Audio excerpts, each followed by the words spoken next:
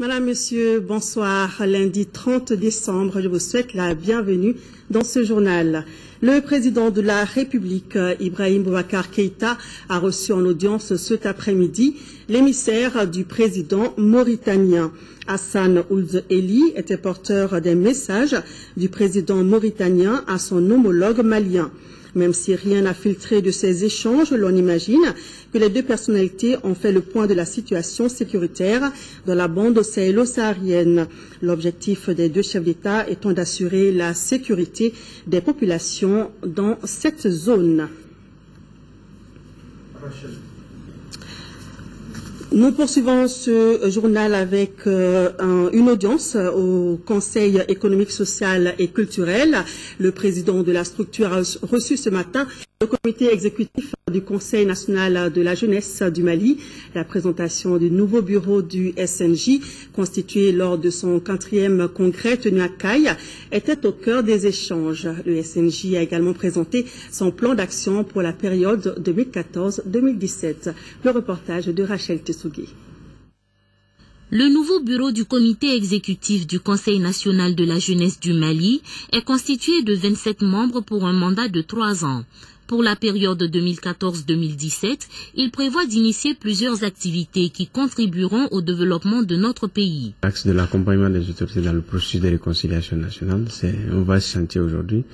La jeunesse a le devoir d'accompagner, de contribuer à ce que les Maliens soient réconciliés entre eux. L'autre axe, c'est l'axe de la formation des jeunes. Nous nous proposons d'organiser beaucoup de sessions de formation sur diverses thématiques, notamment la prise de parole en public, le leadership jeune et surtout le volet de la citoyenneté, parce qu'il faut qu'un autre type de jeune puisse émerger au Mali, plus responsable, qui connaît les institutions de la République, qui les respecte, qui respecte le drapeau, qui apprend à vivre effectivement avec ses moyens. Le président du Conseil économique, social et culturel a félicité les membres du nouveau bureau tout en les prodiguant des conseils pour le bon déroulement de leur plan d'action. Le Conseil national de la jeunesse du Mali est une structure qui coordonne les mouvements et organisations de jeunesse. Il sert d'interface entre les jeunes et l'État. Il a également pour objectif de promouvoir l'esprit de cohésion et d'entente entre les jeunes. Ce communiqué de la Cour constitutionnelle relatif au deuxième tour de l'élection des députés à l'Assemblée nationale, scrutin du 15 décembre 2013. Le président de la Cour constitutionnelle du Mali a l'honneur de porter à la connaissance des citoyens, des candidats à l'élection des députés à l'Assemblée nationale, des partis politiques, du président de l'Assemblée nationale, du ministre de l'administration territoriale, du président du Comité national de l'égal accès aux médias d'État, du président de la Commission électorale nationale indépendante et du délégué général aux élections que la proclamation des résultats définitifs du deuxième tour de l'élection des députés à l'Assemblée nationale à scrutin du 15 décembre 2013 aura lieu le mardi 31 décembre 2013 à partir de 10h au siège de l'institution sise à l'ACI 2000. Les personnalités et structures concernées, les médias d'État et la presse privée y sont conviés. Établir un environnement stable et sécurisé donc qui stimule le développement, c'est la mission de la réforme du secteur de la sécurité au Mali. Les activités du groupe de réflexion pluridisciplinaire viennent donc d'être lancées. C'était ce matin à l'École nationale de la police. Reportage de Moïse Traoré. Si la nation n'est plus en mesure de protéger sa souveraineté, elle perd la maîtrise de son destin et le caractère démocratique du projet national est mis en cause. Le groupe de réflexion sur la réforme du secteur de la sécurité, GPRS, déterminera l'agencement du processus de réforme du dit secteur. Le lancement solennel de la réforme est l'occasion pour le premier responsable du département d'inviter acteurs du public, du privé et de la société civile à rapidement proposer un document de base pour la prochaine Convention nationale sur la sécurité. Les attentes de la réforme sont très grandes, car il s'agit pour nous d'imaginer un mécanisme qui permettra à l'État, à travers ses forces de défense et de sécurité, ses forces de protection sociale et économique, sa justice, de ne plus être surpris par les événements, tant au double niveau national qu'internationales. Tout comme le représentant spécial adjoint au Mali du secrétaire général des Nations Unies, le ministre de la Sécurité a rappelé la situation sécuritaire catastrophique subie par le Mali. À aucun moment, nous ne devons oublier, en abordant les questions de sécurité, la problématique générale de la gouvernance. Les questions de sécurité sont des questions de gouvernance. Gouvernance économique, gouvernance politique, gouvernance sociale, gestion de la diversité dans le pays. La réforme engagée est une des activités majeures du programme d'orientation et de priorité du gouvernement pour la période 2013-2018. Présentation de vœux à l'Assemblée nationale, le comité syndical, l'administration parlementaire et l'ensemble du personnel ont donc présenté ce matin leurs vœux au président par intérim de l'Assemblée nationale, Younousi Touré. L'occasion a été bonne pour évoquer les difficultés, les défis à relever et les acquis liés au renforcement du système de communication. Mahamadou Doumbia. Au cours de cette présentation de vœux, l'ensemble du personnel de l'Assemblée nationale a rappelé les changements qualitatifs apportés par le président de l'Assemblée par intérim Younousi Touré, malgré la crise sécuritaire et institutionnelle qu'a connue notre pays. Vous avez donné des orientations fermes et claires pour que l'Assemblée nationale soit non pas la risée de nos concitoyens, mais plutôt le reflet d'un Mali en pleine renaissance, c'est-à-dire un pays d'espoir, une nation prospère qui place le travail, la rigueur et l'équité au cœur de l'œuvre de sa construction et de son développement. Le comité syndical de l'Assemblée nationale a surtout reconnu l'excellent rapport de collaboration qui existe entre le personnel et les députés. Au cours de l'année 2013, 32 projets de loi ont été adoptés, 3 questions orales et une interpellation. Vos actions prioritaires des réformes ont porté sur l'adoption d'un manuel de procédure, l'adoption d'un règlement administratif, l'élaboration d'un projet de statut particulier du personnel, l'érection des services en 4 directions, la création de la radio parlementaire, le lancement de la revue Diamant, pour ne citer que ceci. Le président par intérim Younousi Touré s'est dit satisfait de l'accompagnement apporté par tous. Et l'un des atouts majeurs de l'Assemblée qu'il a rappelé, c'est aujourd'hui son système de communication renforcé à travers le journal Diamant, Internet et la radio du Parlement, bientôt fonctionnelle. La communication dans une institution comme l'Assemblée nationale est fondamentale. Le journal, la radio qui permet de vous faire entendre et d'écouter les autres, ça c'est vos instruments de travail. Vous devriez tous lutter pour que la radio parlementaire réussisse ses objectifs. Tous contribuer à la promotion de cette radio et de ce journal-là. On est allé plus loin. Maintenant, on est sur Internet. Alors, il y a quelques mois, on était complètement dans le noir. Maintenant, on aura une radio. Maintenant, on est sur Facebook, on est sur Twitter. Mais alors, le monde entier, n'est-ce pas, peut se connecter sur vous. Le ministre de l'administration territoriale convie en réunion les membres de la Commission nationale d'observation de la Lune chargée de la fixation des dates des fêtes musulmanes le jeudi 2 janvier 2014 à partir de 17h40 dans la salle de conférence de la Direction générale de l'administration du territoire. Il est par ailleurs demandé aux imams des mosquées et à tout fidèle qui apercevrait le croissant lunaire d'en aviser la commission locale d'observation de la Lune de sa circonscription qui, à son tour, informera après vérification la commission nationale avec précision des noms, adresses et qualité des témoins. Les lignes téléphoniques 20 22 42 12, 20 22 42 67, 20 22 34 09 seront disponibles pour toute communication éventuelle avec la Commission nationale. Il est à rappeler que tout témoignage en cette circonstance pour éclairer la Commission nationale dans sa décision est un devoir religieux. Le conseil d'administration de l'Agence nationale de l'aviation civile a tenu ce lundi sa 14e session ordinaire. Cette session s'est focalisée sur l'examen du budget prévisionnel 2014, un budget qui s'élève à plus de 3,990 milliards de francs CFA, soit une augmentation de plus de 21% par rapport au budget 2013. Daouda Sidiki Diara. À l'Agence nationale de l'aviation civile, l'année 2013 a été marquée par d'intenses activités consacrées à l'atteinte des objectifs assignés dans son programme, afin d'apprécier les réalisations effectives et d'évaluer les contraintes majeures qui ont entravé l'exécution correcte des prévisions. Le conseil d'administration de cette agence a tenu sa 14e session ordinaire ce lundi.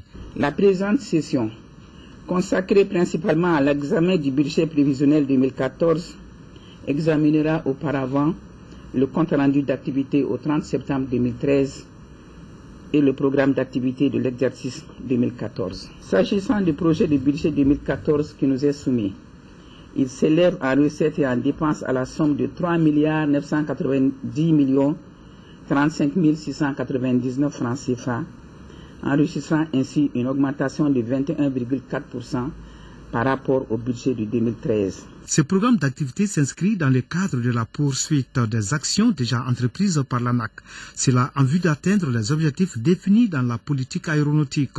Nous devons être performants et la moyenne aujourd'hui c'est 60% de taux de conformité vis-à-vis de la Convention de Chicago. Nous n'y sommes pas loin, mais nous pensons l'atteindre au plus tard au premier trimestre 2014. Nous devons avoir des infrastructures performantes pour pouvoir acquérir davantage de compagnies aériennes pouvant fréquenter la plateforme de Bamako-Sinou et les aérodromes de l'intérieur. Surtout, il faut désenclaver parce que nous sommes un pays inland, comme on le dit. Évidemment, le désenclavement intérieur et extérieur du pays, le renouvellement et la mise à niveau des équipements et infrastructures aéronautiques. Ainsi, les aéroports du Mali pourront répondre aux normes internationales de sécurité et de sécurité. L'ORTM a tenu ce matin la 33e session de son conseil d'administration pour réaliser les grands chantiers 2014. L'Office de radiodiffusion télévision du Mali aura besoin de près de 9 milliards de francs CFA, un budget en hausse de plus de 10% par rapport à 2013. L'Office entend donc jouer pleinement son rôle dans le processus de réconciliation et de paix au Mali à travers de nombreux projets que nous présente Mohamed Diarra dans son reportage. Professionnalisme et rigueur devront être désormais le credo de l'Office de radiodiffusion télévision du Mali. Premier enseignement à tirer de la 33e session du conseil d'administration de la structure. Un établissement public à caractère administratif qui, malgré la situation chaotique de 2012, a démontré qu'il constituait un véritable outil au service du peuple à travers des messages d'information et de sensibilisation sur la situation du pays. L'année 2013 qui s'achève aura également été celle des défis pour l'ORTM comme la bonne couverture des élections présidentielles et législatives. Au plan financier, en 2013, la satisfaction est aussi de mise. Au titre des recettes, le montant total des ressources réalisées s'élève à 8,201 966 398 francs CFA, sur une prévision rectifiée de 8,844 milliards de francs CFA, soit un taux de réalisation de 93%. Au titre des dépenses, le montant total des dépenses engagées est de 7,662 904 549 francs CFA, sur une prévision rectifiée de 8,844 milliards, soit un taux d'exécution de 86,64%. Même si ce bilan de l'exercice 2013 peut paraître flatteur, au regard du contexte particulier, il n'en demeure pas que des grands chantiers attendent l'ORTM.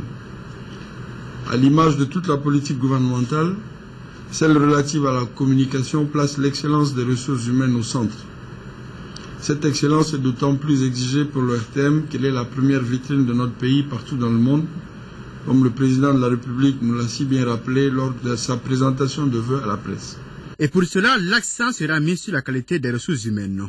Le conseil d'administration accorde du prix à cette exigence. Pour l'année 2014, un vaste chantier s'ouvre pour l'ORTM. Par ces chantiers, on peut citer celui du nouveau siège et celui tout particulier de la migration numérique. En dépit du retard accusé, le gouvernement donne l'assurance que toutes les actions seront engagées pour respecter la date butoir du 17 juin 2015 fixée par l'Union internationale des télécommunications. L'ORTM doit par ailleurs relever un défi propre pour 2014. En effet, comme nous le constaterons de nouveau dans la prévision budgétaire 2014, elle reste largement tributaire de la subvention d'État. Il lui est impérieux de faire preuve de créativité et d'innovation constante, afin d'avoir d'autres sources de revenus indépendantes de toute action que le gouvernement entreprendra dans ce sens. La prévision budgétaire 2014 elle se présente comme suit. Le budget prévisionnel de l'exercice 2014 est équilibré en recettes et en dépenses à la somme de 9 649 137 000 francs CFA, soit un taux d'augmentation de 9,10% par rapport à 2013. Le budget 2014 permettra, indépendamment des chantiers ci-dessus évoqués, de réaliser ceux relatifs à la poursuite de la modernisation de l'outil de travail par la numérisation des équipements de production et de diffusion, la mise en œuvre des grilles radio-TV de 2014 en donnant aux éditeurs et aux téléspectateurs des programmes attrayants, le démarrage effectif des grands travaux tels que la tour de la radio et de la télévision, le projet de couverture TV-FM recadré des 40 localités du Mali, la réalisation de TM2 et la numérisation des archives audiovisuelles. L'ORTM, c'est une radio de 56 ans et une télévision de 30 ans au service du peuple. De sa création, à ce jour, beaucoup a été fait, mais les défis et les attentes restent nombreux. La direction en est consciente. C'est pourquoi les grilles radio-télé 2014 connaîtront des changements en profondeur, avec l'introduction de nouvelles émissions. Il s'agit par exemple de la matinale à la radio nationale les matins du lundi au jeudi. Une émission d'information générale qui reflète les préoccupations des forces vives. Des nouvelles séries télévisées, de grands reportages et enquêtes seront aussi initiées. À l'occasion de son 21e anniversaire, la coordination malienne des organisations démocratiques a animé ce matin une conférence de presse.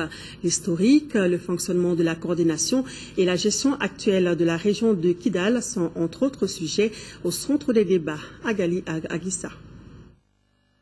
Créée il y a 23 ans sur le sein de la coordination des organisations démocratiques, la COMOD se fixe comme objectif la consolidation de la démocratie au Mali. Les responsables de la coordination ont rencontré les journalistes pour faire le bilan des activités menées dans ce cadre.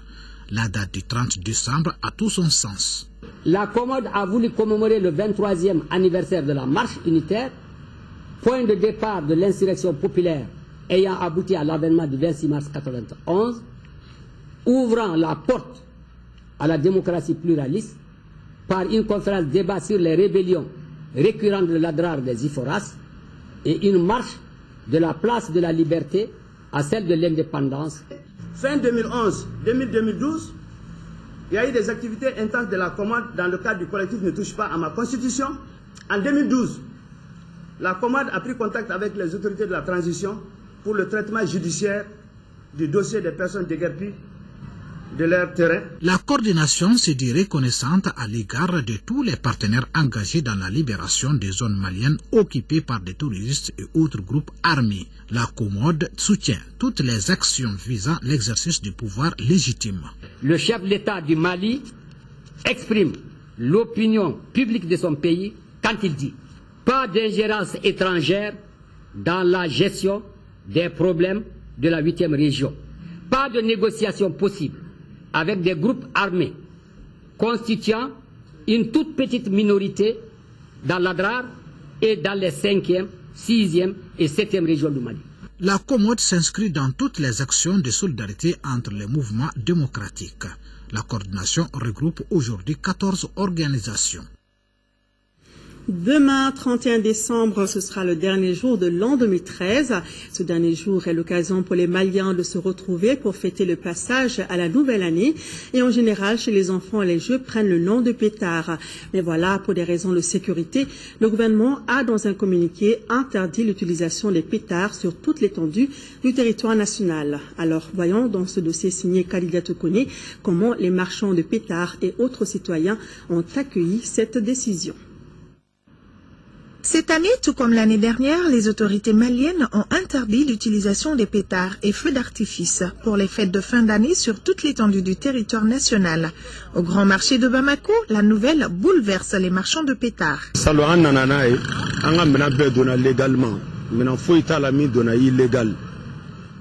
L'année dernière, on a amené les pétards. Compte tenu de la situation, nous avons compris la décision. Mais cette année, tout va bien.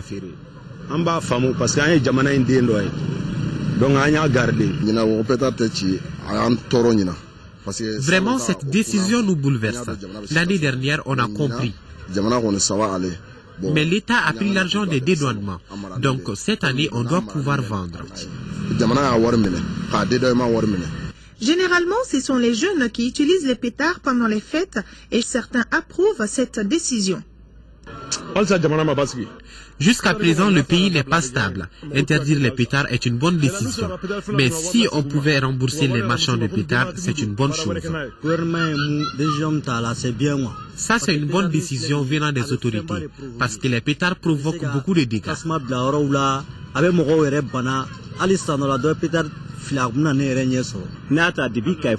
De Kai à Kidal, nous devons interdire les pétards. En tout cas, nous jeunes, nous devons laisser les pétards cette année et se donner la main pour la paix. Néanmoins, d'autres désapprouvent. Les autorités stipulent que cette décision a été prise pour la sécurité de tout un chacun et les contrevenants s'exposent à des sanctions. Bonne fête de fin d'année, bonne heureuse année 2014. Ambiance et prudence. Le message est donc très clair pour cette fête de fin d'année. Éviter les pétards et autres feux d'artifice.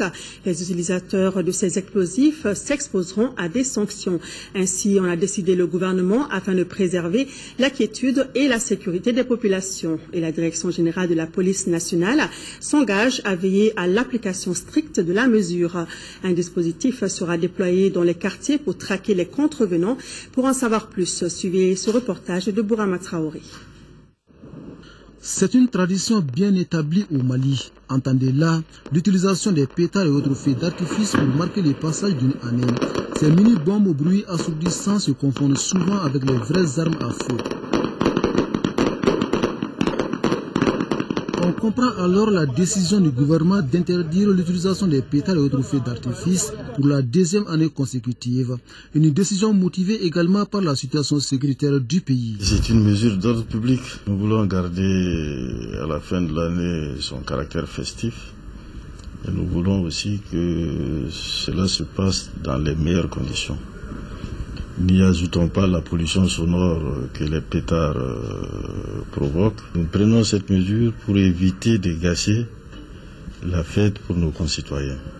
Nous voulons que chacun et chacune, et singulièrement les pères et mères de famille, comprennent que nous le faisons dans l'intérêt de tous nos concitoyens. L'utilisation des pétards n'est pas sans conséquences. Elle peut provoquer des incendies et autres accidents graves, en l'occurrence les amputations, voire les pertes en vies humaines.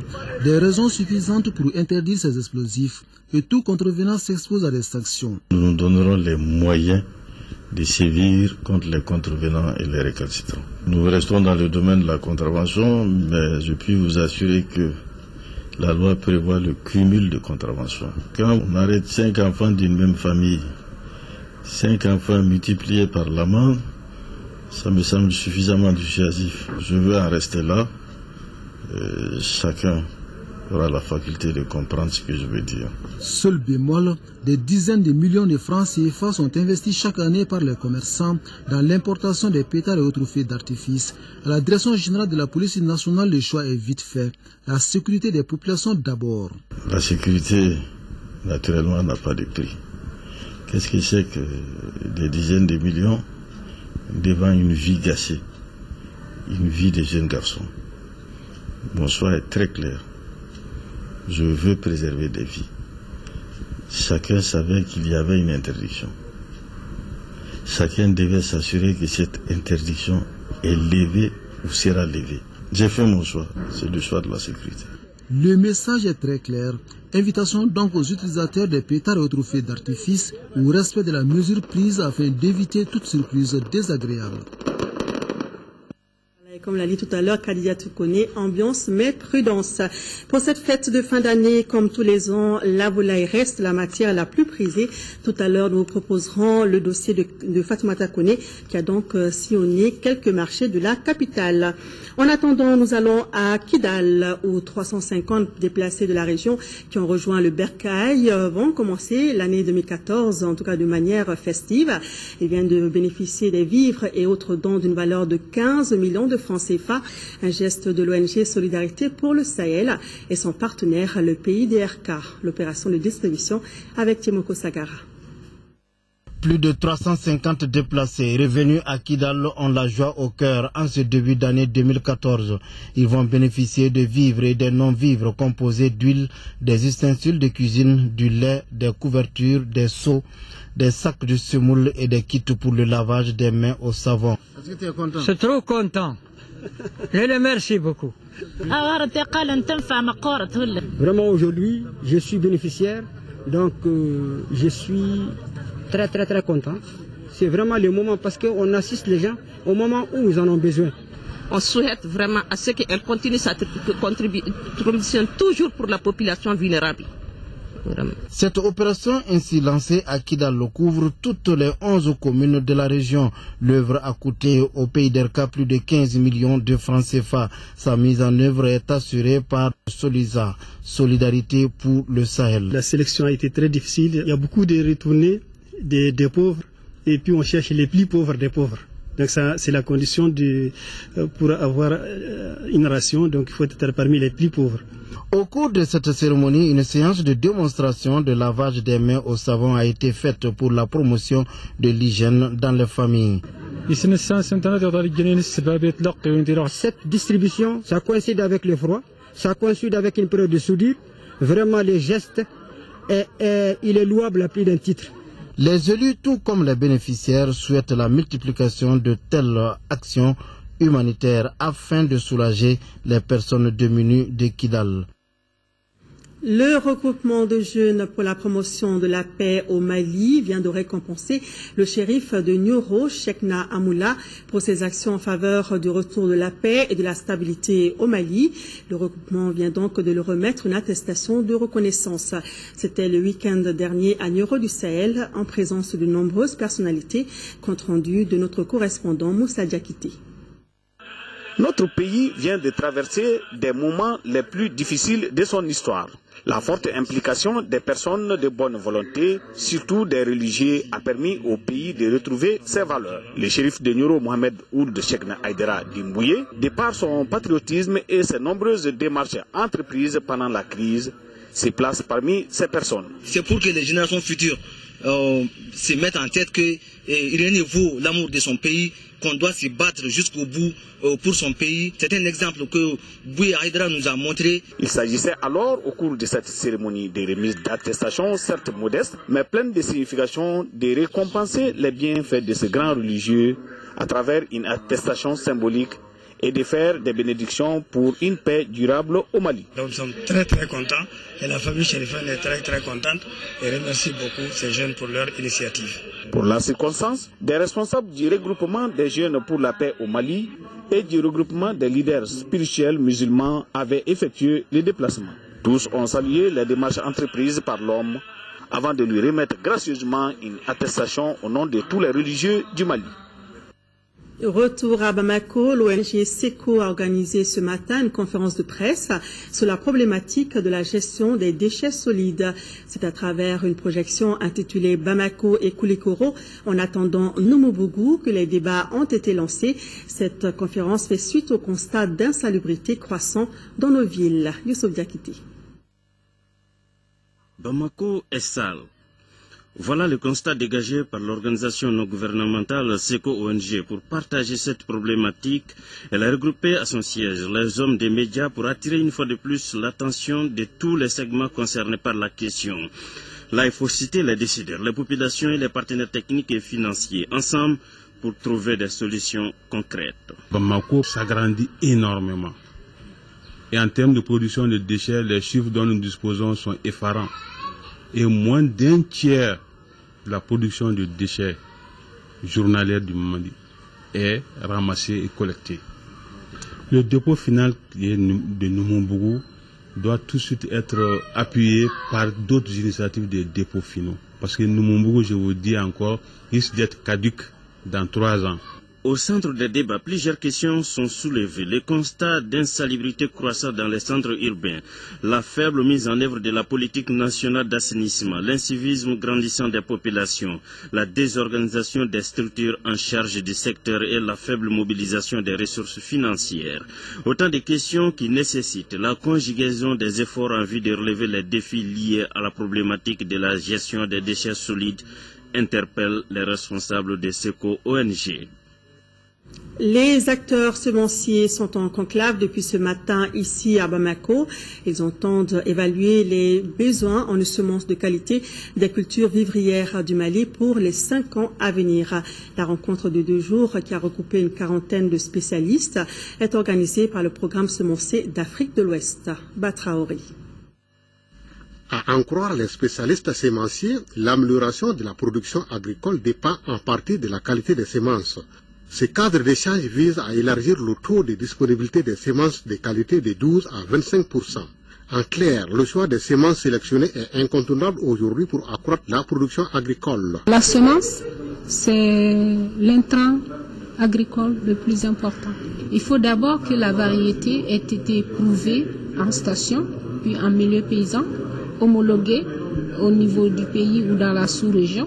Ce sont ces variétés qui sont recommandées, puisqu'ils sont adaptés, ils ont des bons rendements. Plusieurs résultats sont attendus de cette rencontre. Ce sont une alliance opérationnelle et exclusive établie, la mise en œuvre des politiques et réglementations sémencières nationales et régionales renforcées, les semences de pré-base et de base produites et utilisées, la participation du secteur privé dans l'industrie des semences améliorées. Rappelons que le programme sémencier d'Afrique de l'Ouest couvre la période 2012-2017. Il est financé par l'USAID et sa coordination est assurée par le Comité national de la recherche agricole. La lutte contre le trafic de drogue dans notre pays porte ses fruits. La cellule antitrafic vient de saisir plus de 5 kilos de stupéfiants bien dissimulés par un jeune Bolivien à l'aéroport de Bamako-Sénou. Le trafiquant avait dissimulé sa marchandise dans un petit matelas qu'il avait ensuite rangé dans sa valise. Mais voilà, cela n'a pas échappé à l'œil vigilant de nos experts de la cellule antitrafic qui ont bénéficié de la haute technologie. Il s'agit du système de ciblage. Meiko José Varsa Juari a donc été interpellé. Écoutons à ce sujet le chef de l'antenne centrale des stupéfiants, le lieutenant Al-Ader Yoromaïga. Il est au micro de Mamourou Sidibé. Ce monsieur est arrivé par le vol Askai en provenance de Lomé via Ouaga.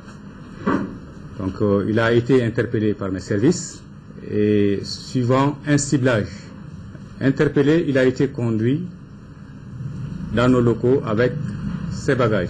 Donc il n'avait qu'une valise. La valise a été fouillée, mais l'aspect de la valise ne montrait rien. Mais qu'est-ce qui a amené nos soupçons? Pourquoi un passager qui quitte Bolivie via Sao Paulo, Lomé jusqu'à Bamako vient avec des petits matelas avec oreiller pendant qu'il devait loger à l'hôtel?